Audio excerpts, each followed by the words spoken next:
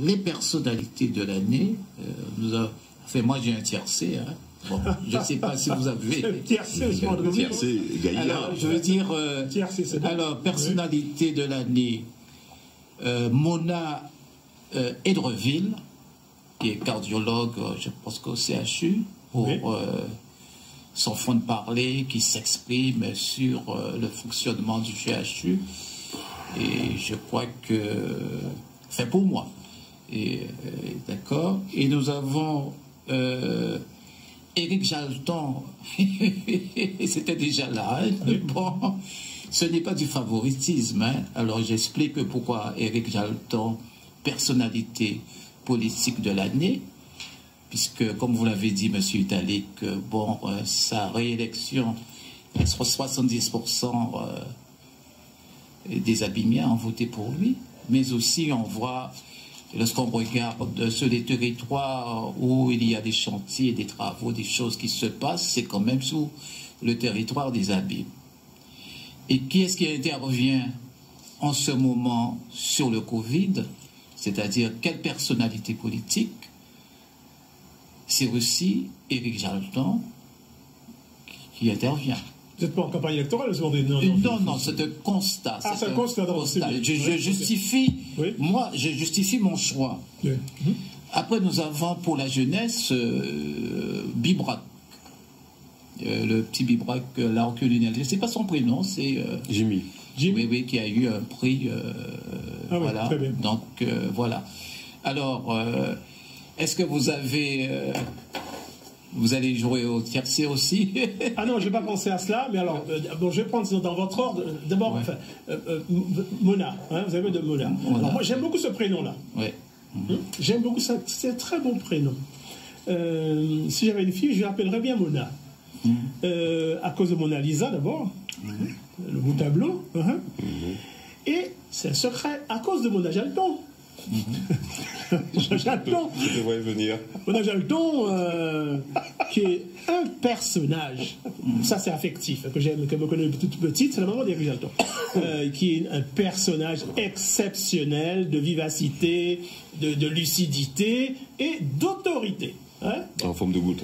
Alors, bon, cette parenthèse tout à fait fraternelle et amicale mise de côté, Mona Edreville, qui est de Bornalo. Une vertu cardinale.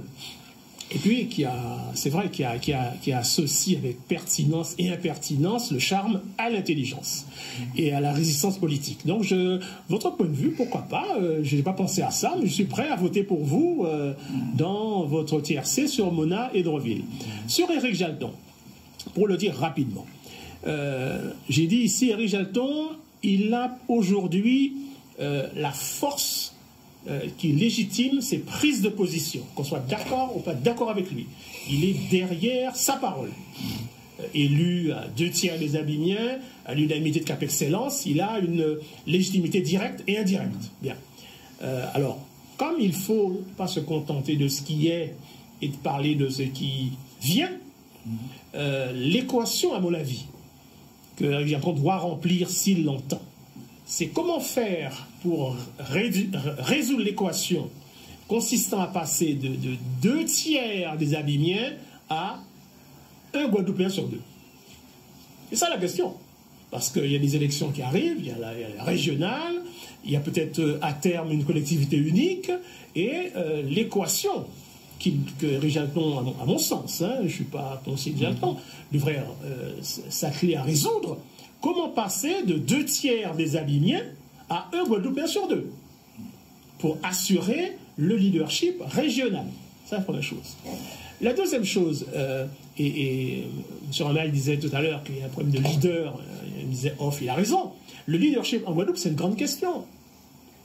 Comment faire pour que Éric Jalton devienne, si ça l'intéresse, le leader du pays? Parce que le leader du pays, il n'est pas uniquement dans la force et le quantitatif.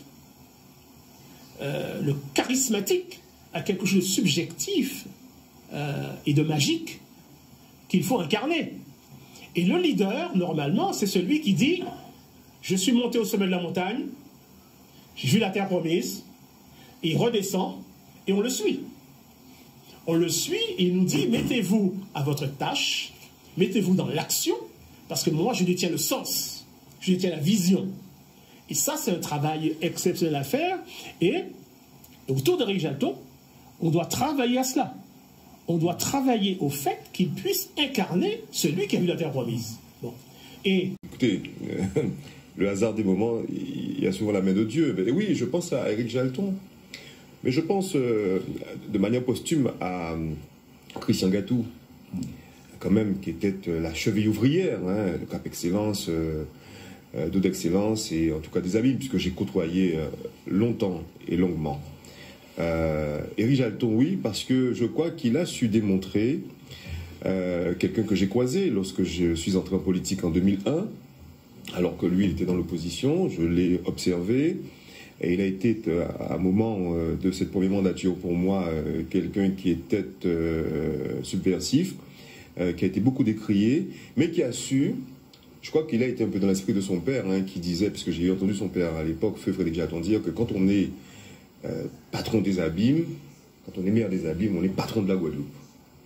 Et je crois que ça reste dans l'esprit et dans la tête, puisque moi je suis abîmien, nul n'est parfait, mais c'est vrai que les abîmes sont le carrefour, est le carrefour de la Guadeloupe.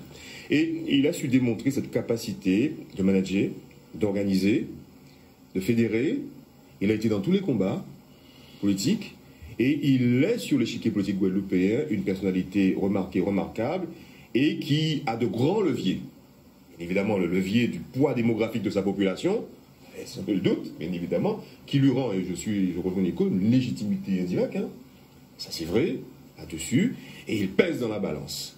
Au-delà de ça, c'est quelqu'un d'intelligent, brillant, un animal politique, et je salue justement cette mémoire-là, en tout cas cette personnalité-là. Deuxième personnalité, alors, qui m'a beaucoup interpellé, que je connais, qui va vous surprendre, c'est Harry Chalus. Hein, Harry Chalus. Alors lui, franchement, il a revisité la façon de faire de la politique. Franchement, bravo. Non mais monsieur, c'est vraiment quelqu'un qui est...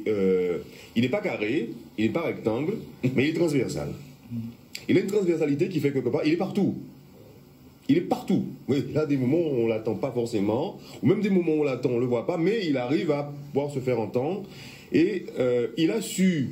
Je sais que le don d'ubiquité n'existe et n'est qu'au Dieu. Je crois qu'il est devenu Dieu quelque part. Parce qu'il est partout, il se fait voir partout, il se fait entendre partout, avec les moyens intellectuels, personnels qu'il a, moraux, et qui fait que... Je ne suis pas allé au bout de ma pensée, en oubliant quelque chose de grave.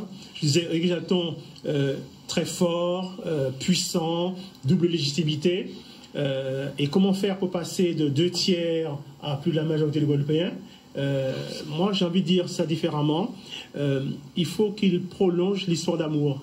Qui m'appelle. C'est-à-dire l'histoire d'amour qu'il a réussi à passer avec les abîmes, qui est transcendante. Comment écrire avec la Guadeloupe une histoire d'amour? Et ça, c'est une grande question. Et c'est ça qui peut régler la problématique.